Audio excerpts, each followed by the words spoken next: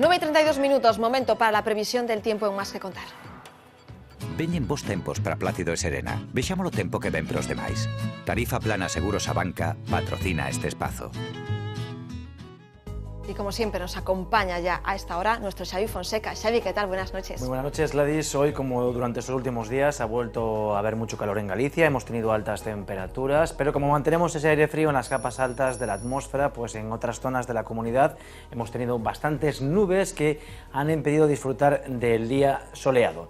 Vamos a ver a la imagen del satélite la evolución del tiempo desde primeras horas de esta mañana. Desde primeras horas del día podríamos ver, por una parte, las nieblas matinales en la comarca en la provincia de Lugo, también las nubes de estancamiento de las que siempre les hablamos, alguna nubosidad también en el norte de A Coruña porque el viento ha soplado flojo. Fíjense en la provincia de Pontevedra, donde hoy no hemos tenido ni una sola nube, y con el paso de las horas lo que podemos ver es, sobre todo en la provincia de Ourense, cómo van apareciendo las nubes de evolución, los cumulonimbos que hoy han vuelto a descargar. Ahora mismo han caído más de 100 rayos y sigue haciéndolo en la provincia de Ourense, aunque desde luego eso es una actividad tormentosa muy por debajo de lo que hemos tenido ayer, porque recuerden que ayer en poco más de 8 horas se concentraron en las provincias del interior, cayeron más en las provincias del interior más de 5.000 rayos. Ha sido una jornada de calor. Vamos a ver algunas de las imágenes que nos ha dejado este día. Nos volvemos a centrar en el interior de la comunidad. Son imágenes de esta tarde de Ourense, que hoy ha vuelto a ser uno de los sitios más calurosos no solo de Galicia, sino de toda España. Y es que las máximas han ascendido hoy hasta los 35,8 grados, un calor que los ourensanos y ourensanas han tenido que combatir como han podido, sobre todo buscando las zonas de sombra. Lo cierto es que en toda la provincia de Ourense hoy se han superado los 30 grados.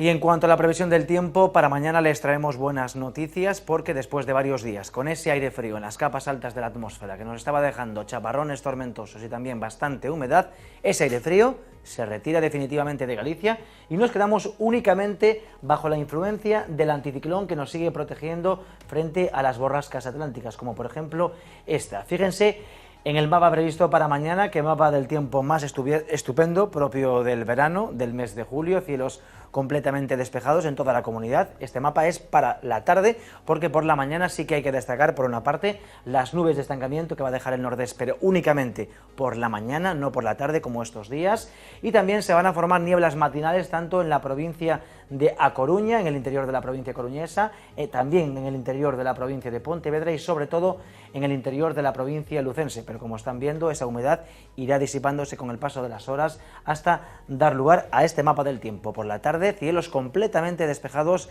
en toda la comunidad y las temperaturas se mantienen sin cambios significativos, las mínimas seguirán superando los 15 grados de forma generalizada, así que también tenemos por delante una noche muy agradable y las máximas sin grandes novedades, superando los 25 grados en el norte y los 30 grados en el sur. Así que mañana de nuevo sol y calor.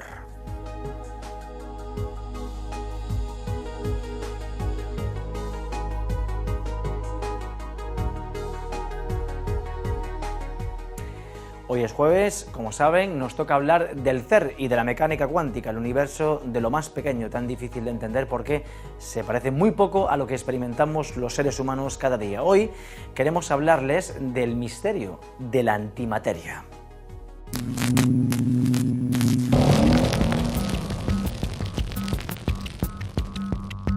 Cada uno de nosotros y también todo lo que nos rodea está hecho de materia, pero en el universo, además, existe la antimateria. Igual que a materia está composta por partículas fundamentais, subatómicas, todas esas partículas teñen unha compañeira cos propiedades opostas. O exemplo máis claro é a carga eléctrica. Entón, falaba antes de que temos electróns que rodean o núcleo, eses electróns teñen carga negativa, pois temos positróns que teñen as propiedades opostas justamente ao electrón, por exemplo, pois teñen carga positiva neste caso.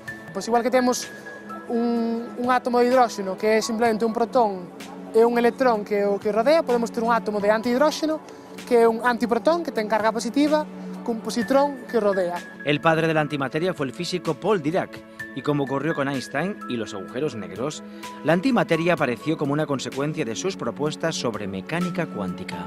O que fixo Dirac esencialmente foi intentar conxugar elementos que faltaban na teoría que non explicaban a física cuántica do electrón.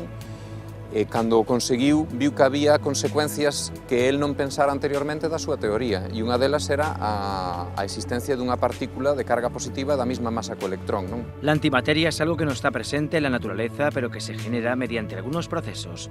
Por ejemplo, los rayos cósmicos, que son partículas que llegan desde el espacio exterior, producen antimateria cuando interactúan con la atmósfera, aunque se destruye muy rápidamente. En canto xuntamos unha partícula coa súa antipartícula, aniquílanse en forma de luz, en forma de enerxía. Entón, ainda que temos procesos que están producindo constantemente antimateria, como a maior parte do mundo que nos rodea está composto por materias, enseguida se aniquila e desaparece. Al comienzo de la historia del universo había grandes cantidades de antimateria, pero por suerte para nosotros existía un poco más de materia. De lo contrario, se habrían destruido la una a la otra y en consecuencia no existiríamos. Es decir, somos el resultado de lo que sobró de esa aniquilación inicial. Que sepamos, en el universo, el ser humano es la única especie capaz de plantearse a sí misma: ¿por qué estamos aquí? ¿Por qué la naturaleza descartó en sus inicios la antimateria? ¿Acaso somos una anomalía? Algún día el detector LHCb podría ofrecernos una respuesta. Somos un exceso de materia con respecto a un equilibrio ou a algo que en principio non tería por que ter sido así. Poderíamos estar en un universo composto de iguales partes de materia e antimateria. De alguna maneira, a anomalía é que, por algunha razón pequeniña, anómala, a natureza preferiu escoller a materia fronte a antimateria. El detector LHCb del CERN se dedica de forma exclusiva a averiguar qué ocurrió con la antimateria y para ello recrea las condiciones iniciales del cosmos. Para estudiar lo que se supone que en algún momento en la historia del universo hubo, antes de tener las partículas que conocemos ahora, que es el quark-gluon-plasma. Cuando colisionas dos haces de iones, puedes crear ese quark-gluon-plasma y estudiarlo para poder entender lo que pasó en ese momento del universo. La teoría dice que en algún momento de la evolución del universo había tanta materia como antimateria, ¿no? Teníamos una simetría. En algún momento esa simetría se debió de romper porque ahora lo que vemos es solo materia, ¿de acuerdo? Entonces el LHCb está diseñado para entender por qué esa simetría se rompió y cómo en estos momentos la materia prevalece sobre la antimateria. La antimateria nos recuerda que el universo es mucho más extraño de lo que podemos imaginar.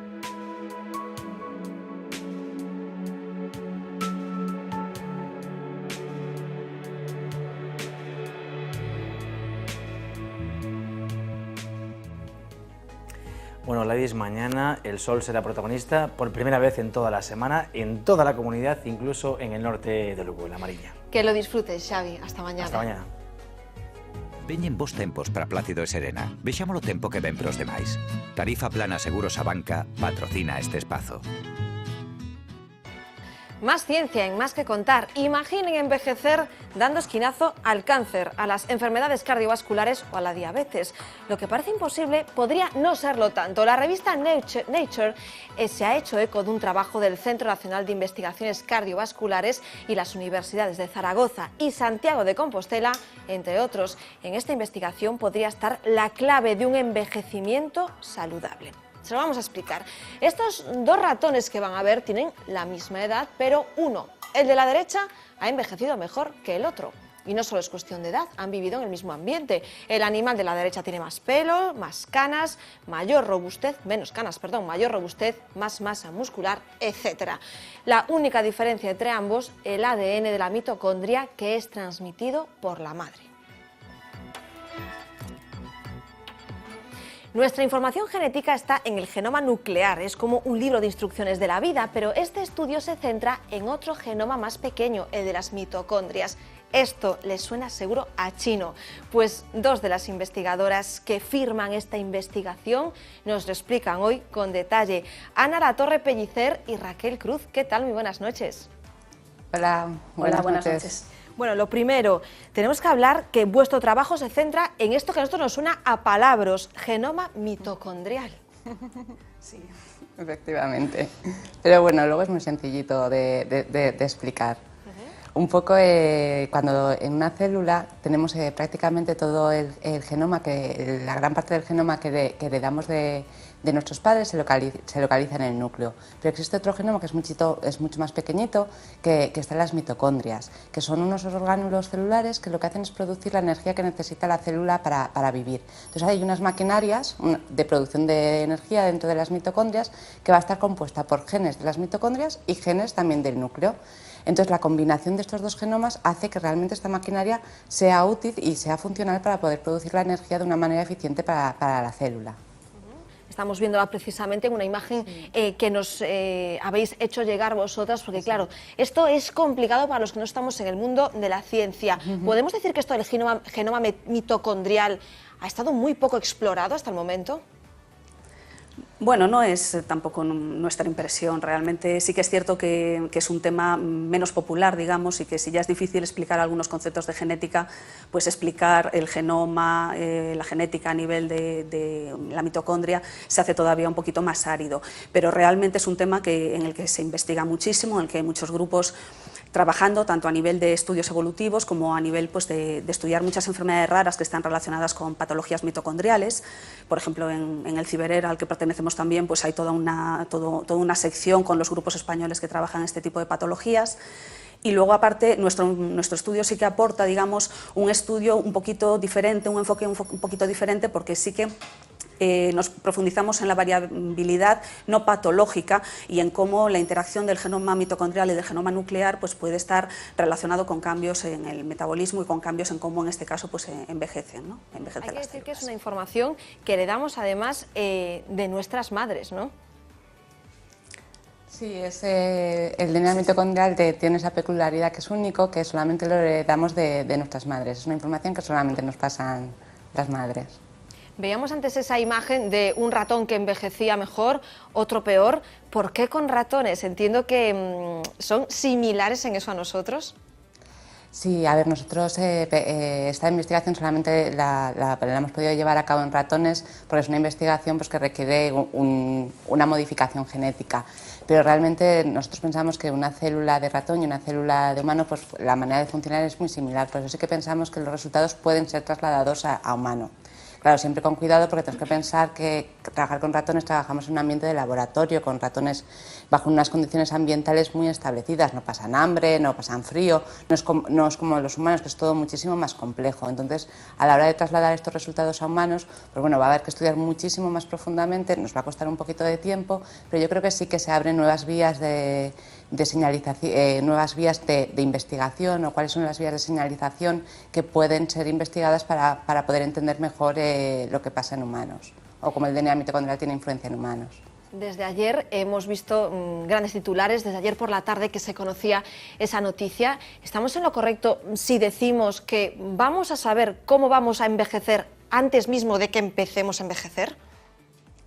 Bueno, realmente es complicado porque es evidente que la longevidad, por ejemplo, el envejecimiento tiene una base genética, es muy difícil estudiarla. Sí que estamos participando en estudios, por ejemplo, para valorar la relación con la longevidad humana, que es un factor muy objetivo y muy fácil de medir, pero en este caso estamos hablando además de la calidad de vida, del grado de salud, digamos, que tenemos al envejecer, que es mucho más difícil de estudiar y en donde participan, lógicamente, no solamente el genoma, tanto nuclear como en este caso estamos apoyando pues, la participación del genoma mitocondrial, pero además es mucho más complicado, sobre todo por la gran influencia de factores ambientales, de la interacción entre genes y de la interacción entre genes y ambiente para determinar cómo vamos evolucionando. Y es un poco lo que decía Ana, que obviamente nosotros los humanos no somos ratones y no podemos estar en estas condiciones de ambiente controlado y es mucho más difícil de estudiar. Claro, hay que decir que por mucha información que podamos obtener previamente, si uno fuma o bebe en exceso, eso evidentemente no hay genética que lo controle, ¿no? Exactamente, o sea, desde luego va a tener una influencia en cómo vamos a envejecer a través pues, de efecto directo y de interacciones directamente con los genes. Pero sí podríamos decir que a largo plazo, en esto de la ciencia es así evidentemente, ¿se podrían prevenir algunas enfermedades?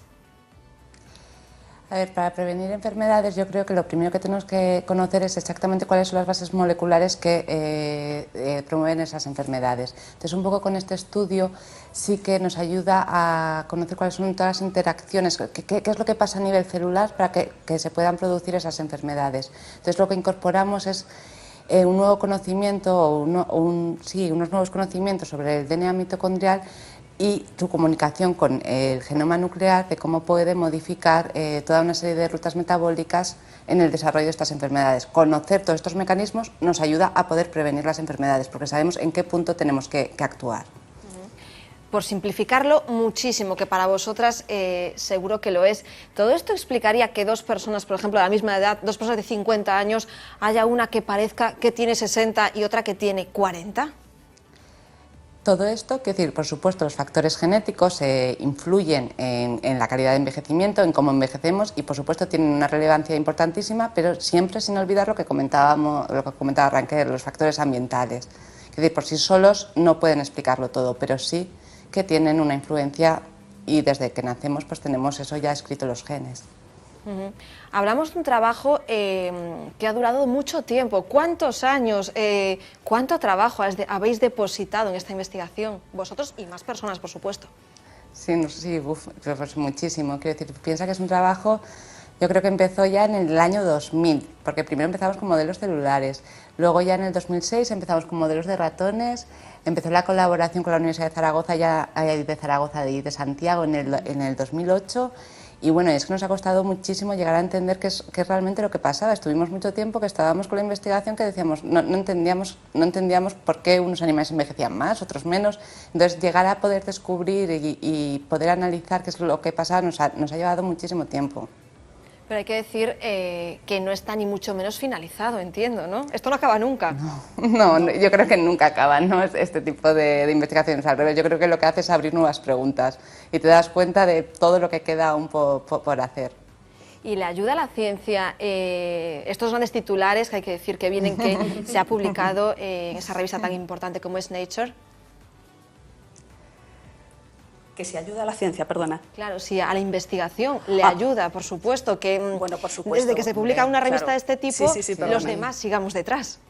No, bueno, por supuesto, el prestigio que da pues, publicar en Nature, por ejemplo, y el número de citas, que es de lo que se alimenta un poco la investigación, es indudable que repercute en poder acceder a mejores proyectos, etcétera, ¿no? O sea, es innegable que esto contribuye, claro que sí.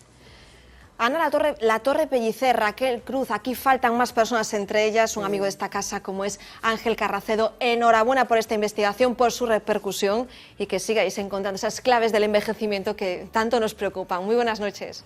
Buenas noches, muchas gracias. Seguimos. Hay casas que forman parte del paisaje de una ciudad por su historia, por su belleza, por su singularidad. La que les vamos a mostrar reúne las tres características. Cualquiera que haya pasado por los alrededores de la coruñesa playa de Riazor la conoce, al menos de vista, y seguro que más de una vez se han preguntado cómo será por dentro. Hoy la visitamos.